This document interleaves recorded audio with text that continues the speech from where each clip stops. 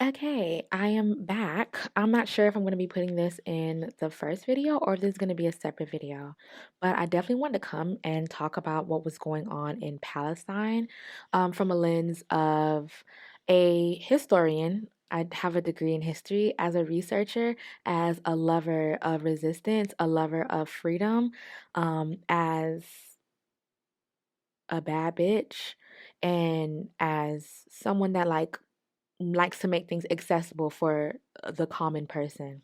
Bam.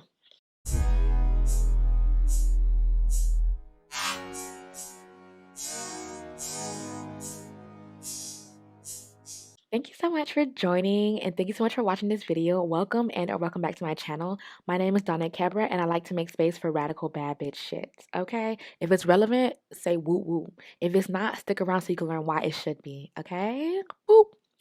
Anyways, girl. So I just want to kind of hop right into this because it's pretty dense and my iPad is dying. So I wanted to talk about Palestine from a sense of like where we've been, where Palestine has been, and how that relates to where we are now, and how Palestine is where it is right now. So I'm gonna do a little bit of a timeline. I'm gonna probably create that in some type of platform, just so that there's a visual as well as the audio of me describing what is going on, because that's helpful for me. So I hope that it's helpful for other people, and it makes it something that's not as intimidating to understand. So the end so Palestine was a part of the Ottoman Empire, and this is like quote unquote ancient history. And when we hear ancient, we're just like, oh, that was hundreds of years ago, that was thousands of years ago, that was centuries ago, that was right. And not really, because the end of the Ottoman Empire ended during the early 1900s. So when you think of an empire and empires falling, like the Roman Empire, the Greece Empire, and other empires that have fallen, it takes time for an empire to fall. So it's not like it's just like one year the empire is there and the next year it's just like, oh, bloop, got bleep, you're gone. There's different factors that come into play that slowly deteriorate and chip away at an empire, which is why a lot of people say that we're in late stage capitalism, and people are hoping that America is gonna fall since there's a lot of militarization going on. Me coming from a historical sense, I don't think that it's falling just yet because of the strong militarization that's happening, but the strong militarization is a good signifier that the leaders are scared. So we getting close, but it's erosion. Okay, it's erosion. It's not a big drop like that. It's more an erosion process. Anyways, so the end of the Ottoman Empire was in the early 1900s, and the Palestine area was a part of that Ottoman Empire. So during that time, I just want to note that chattel slavery had just been over for 40 years.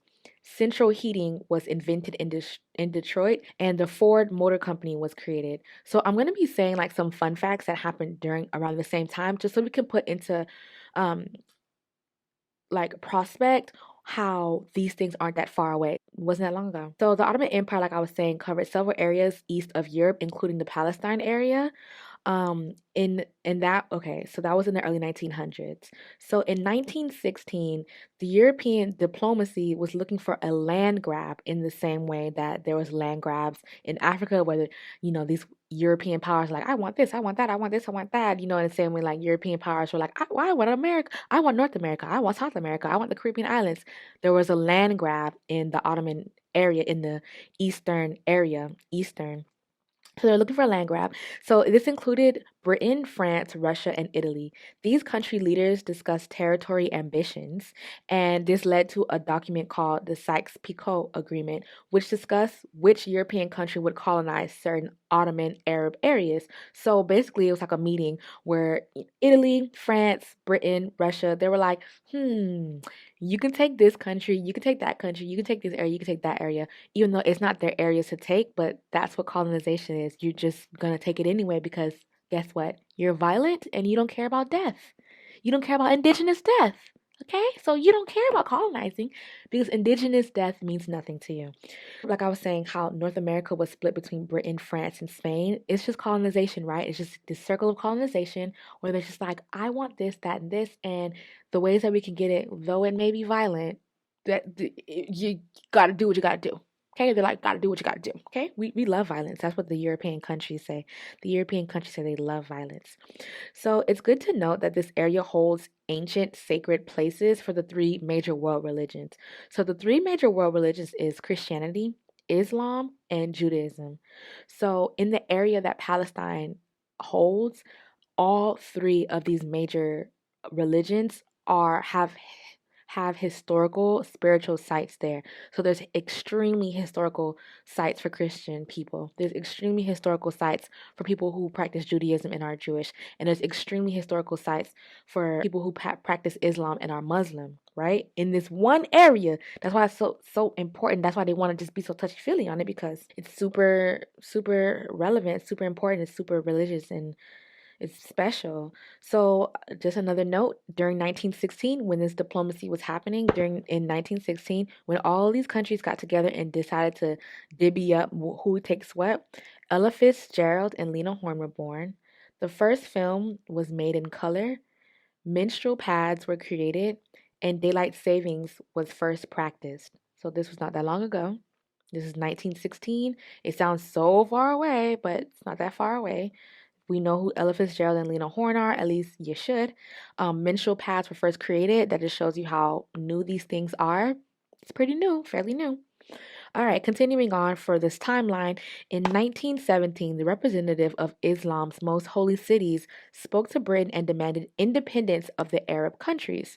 So the person who was the spokesperson for Arab countries was like, wait a minute. I see what y'all got going on here, but we actually want independence, and we actually declare independence and we demand independence. So Great Britain agreed to recognize and support the independence of Arabs in all the regions, including Palestine.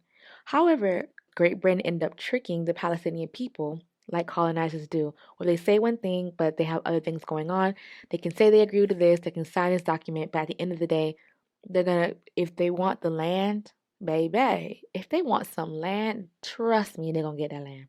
Britain ended up striking a deal to allow European Zionist Jews to move into the land of Palestine as a result of the anti Semitism and intolerance of Jewish people happening in Europe. So let's think of the years leading up to World War II, because right now we're in the area of World War One, right? And like World War One, I think just ended, in the early 1900s. This is 1917 we're talking about. So World War One either is going on, or it just ended, or is about to end, right? So there's this intolerance of Jewish people in Europe, where we can see how it leads up to the way that Jewish people were propagandized against, and how they ended up in concentration camps, and how they ended up being the enemy, quote unquote, I'm saying this in quotes, in Europe, and how there was so much intolerance of Jewish people in Europe.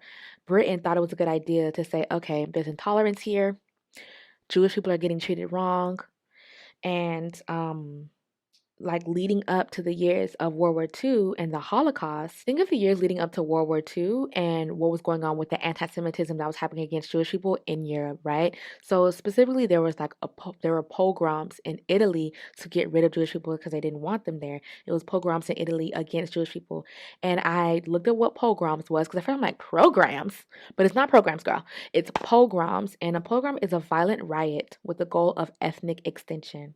So that's very ironic, because that's exactly what's going on in Palestine right now, where there's like, you do a little something, like there's an irritation, and then it's just like, oh my God, they're rioting. Time to go in and kill them all. So that's exactly what's going on, where like there's this intolerance of a certain group of people, where you need just the smallest excuse to just go and just continue and continue and continue and continue.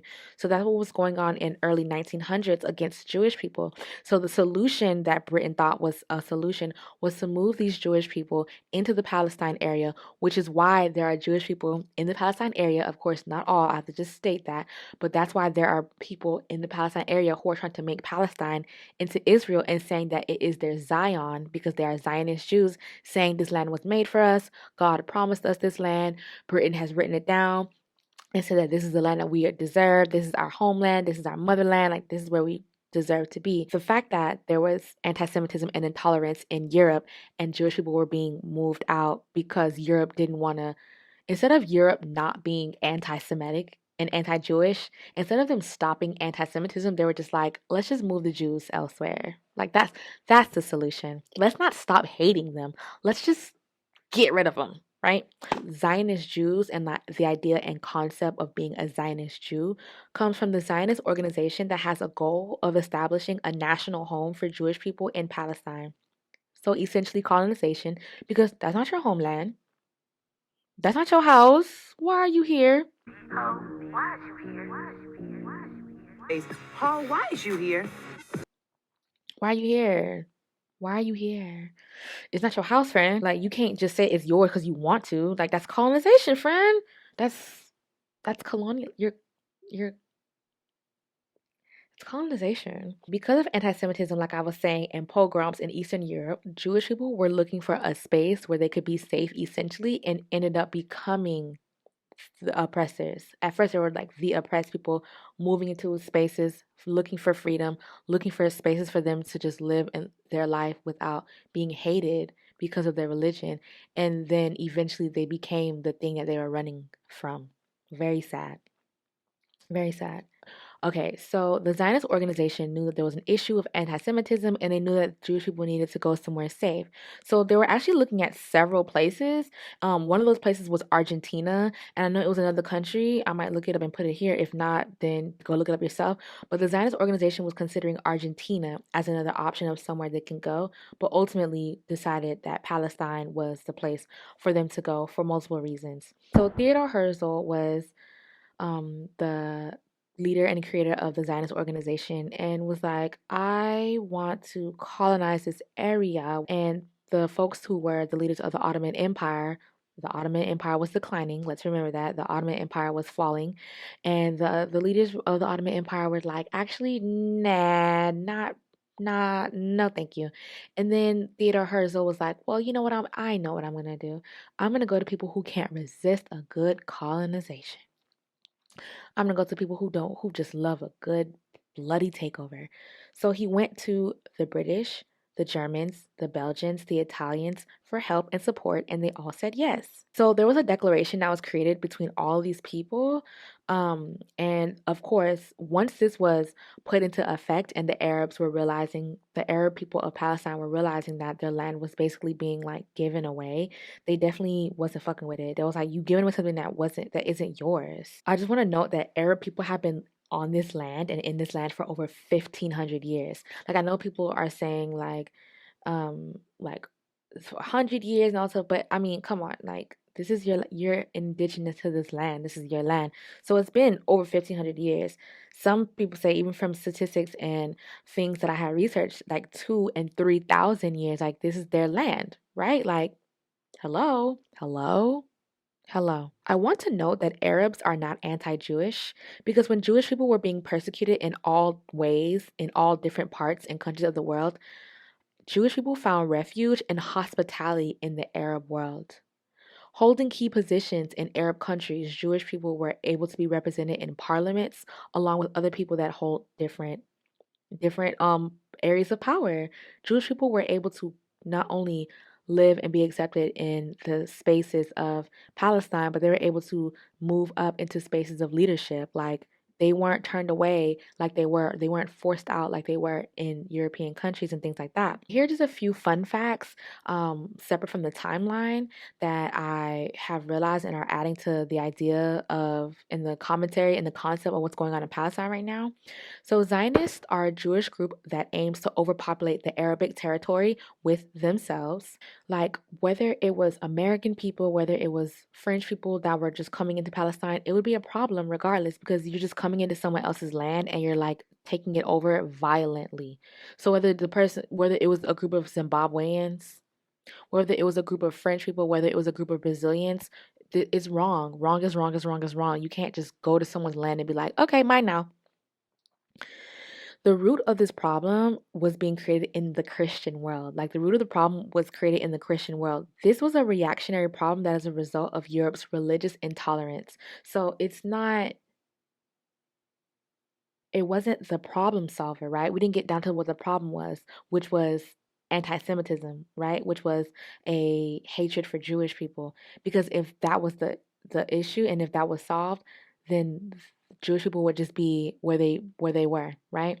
But instead of getting to the root of anti-Semitism, instead they're forcing Jewish people onto other people's land, onto other people's lives, and other people's culture, which just created an even bigger problem. Another fun fact is that Palestine is around the same size as the state of Vermont, and the immigration has made the space extremely dense and packed. In 1947, the density was 190 people in every square mile. And to put that into perspective, Canada is 2 people per square mile, Australia is 2 people per square mile, and the United States is 49 people per square mile. And while Palestine was 190 per square mile. Also, let's just talk about immigration and how that's what's going on in Palestine. Like that's how it started. It started off as being like an immigration kind of situation, and now it's just becoming like extremely violent. But this problem could have been handled if it was taken seriously. There have been Palestine people complaining, resisting, protesting, speaking out against this being an issue and this being an immigration issue for so long, and how there just needs to be immigration laws put in place so that it's not an overflow of immigration. There's immigration laws in America that are extremely racist and are extremely like anti-black, right? And we see how there are immigration laws in place for America to allow certain people into America, to allow certain tests to be taken. You have to be here for a certain amount of years. You have to register for this and do all these, you have to jump through all these hoops in order for you to immigrate and become a citizen of America. But when it came to Palestine, it was basically a free for all, right? There were no laws put into place. There was no regulation put into place that wouldn't allow this overflow of immigration to come into Palestine, a place that was already populated, right? Violent murders, airstrikes, and bomb use is what has been going on for years. It's currently going on times 1,000. My gosh. It just makes me think like, would Jews from America have claim to Palestine? If so, that means Catholics would too, and Christians would as well. Like, if we're doing this based off of a religious belief, if you think your religious belief means that you lay claim to a piece of land and lay claim to land, something's going on here. Something is going on here that is an issue. But I mean, hey, are we really that surprised when the people who colonized America, so-called America, and colonized so-called South America and so-called the Caribbean islands, they did that in the name of Christianity, right? They did it in the name of just like Christianity and like being Christians and like all of that. So I'm not surprised. I'm not surprised. Land allegiance is different from faith. Sacred soil to the people that are from there. Like wherever you're from, wherever your people from, that is sacred to you and where your people are from. Just in the same way, the people who existed in so-called America, like their land is sacred to them, right? Like they have their own relationship with the nature that is here. They have their own relationship with the natural disasters that happen here. They have their own relationship with the bodies of water that exist here and the animals that are indigenous to this land, right? So it's the same thing with Palestine. Like to go into someone else's land and to deny them that it's theirs is just all kind of fucked up because that's their sacred land, right? That's the place where people are born, and that's the place that people would want to be buried. To be uprooted from your home, it just goes against the cycle of life. If you choose to go somewhere else, then okay, choose to go somewhere else. But to violently take um, someone else's land and their culture is just a slap in the face to the cycle of life because people are born there and would want to be buried there. I also want to know that if I was forced to move out of my state, like if I was forced to move out of my state and where I'm living, if I was forced to move out of my apartment, I would be pissed the fuck off. If I was forced to move out of my city, I would be pissed the fuck off. If I was forced to move out of my state, I would be pissed, right? Forced to move out of my country, I'm just like, what is going on? It's the exact same situation. It's the exact same situation. I just want to like note that this is just a similar pattern in forced occupation. Britain, France, Spain, in America, in so-called America. This is the same, this is a similar pattern that we can see Britain, France, Spain, and how they did that in the so-called Americas, right? Portugal, Spain, Germany in so-called South America, France, Spain, Britain, Portugal in the so-called Caribbean areas. It is forced, violent, and cruel. A destined religion backed the reasoning, right? These religions are backing the reasoning to this colonization, and it's against the wishes of the original inhabitants. Just to like zoom us into like present day and what's going on currently right now, the language that's surrounding the experience is purposefully biased and or confusing. Like it's meant to strike up confusion because it's actually pretty plain. Like You're going into someone's land against their wishes and you're violently trying to remove them. That's literally what's going on right now, and it's meant to be more covert than that. Like the language that's surrounding it to describe it is always bringing up terrorists. It's always bringing up war. It's always bringing up like the other side, the people we need to fight against, um, mass destruction and terrorists. And it's just a lot of fear mongering when the big picture is what is the root to this problem? How did we get here? And what is going on? How can we solve this problem? Right? Like, girl, anyways, it's a lot of like, and when it comes to language, it's very purposeful where it's like a lot of dead Palestinians versus murdered Jews. Because to compare the words dead versus murdered is like an action done by somebody, dead is just like a description, right? So it's just in that way. Also, there's a fear of being like put in the category of anti-Semitic if you decide to call out the oppressive actions of the white Zionists. Like a lot of people have been afraid to be called or deemed anti-Semitic if you discuss this and like what's really going on. People are afraid of being called anti-Semitic, but I mean, facts are facts, babe. Facts are facts. I want to wrap this up by just bringing up the fact that this is a similar pattern that we see across the globe, honestly, and this just reminds me similar this reminds me a lot of apartheid in South Africa. South Africa existed, and of course it wasn't called South Africa naturally, but colonizers colonized Africa. They divvied it up and they put it into like different regions and land lines and things like that. They called it South Africa. Okay, South Africans were existing, and then apartheid happened where the Dutch came to South Africa and they were just like, we actually want to live here. And they violently killed South Africans. They violently took over their land. That's why there's a lot of white South Africans that have like this weird ass accent because it's like a mix between like Dutch, like they call it like Afrikaans and things like that. And that's where the term Afrikaner comes from. And like all these things that were happening in the 90s. Nelson Mandela speaking out against apartheid. Nelson Mandela having been in prison for like, I believe, 10 years or maybe longer, 20 years, him fighting against apartheid. Now Nelson Mandela is revered as this hero, and like when he passed away, everybody mourned for him, and he was on all the news publications and things like that. But while he was alive and fighting against apartheid, the man had to spend the man was in jail for like a long ass time, right? And what's happening in Palestine, while it's not the exact same situation, it's very similar to what happened in South Africa with the apartheid, where you have this force that's completely unrelated to you, so out of like no relation whatsoever, and they just come by force and they're just like, we want to live here and you have no choice. And if you dare fight back, then you're going to be the one that's deemed wrong. You're going to be the one that's deemed as a terrorist. You're going to be the one that's deemed as like someone to fight against. So if you're not familiar with what happened with apartheid in South Africa, I really encourage you to look it up. Very similar to what's going on in Palestine right now, and how there's like a very huge population of white people in South Africa. Like it's actually really, really wild. And how they hold the majority of land, they hold the majority of like agency, like government power, like they hold really high positions and things like that still to this day. And yeah, I don't know. When it comes to what's happening with Palestine, it's really sad. I'm going to put some links in the description to find ways where you can locally support, where you can send donations, where you can call different like government officials and like demand there to be a ceasefire. I encourage you to speak out on your social media. I encourage you to like resist certain companies and organizations that support Israel in the bombing and the killing of innocent people. Um, it's really heavy. It's really heavy. But my feelings don't compare to what people in Palestine are actually going through, right? And it's about them, and it's about their freedom and their well-being, and them being liberated ultimately. So I stand with people of Palestine, from the river to the sea, and just continue to resist, like resist against the system, baby. Yeah, boy. All right. Brow, brow, brow, brow, brow. Thank you for watching my video. Please like, comment, and subscribe.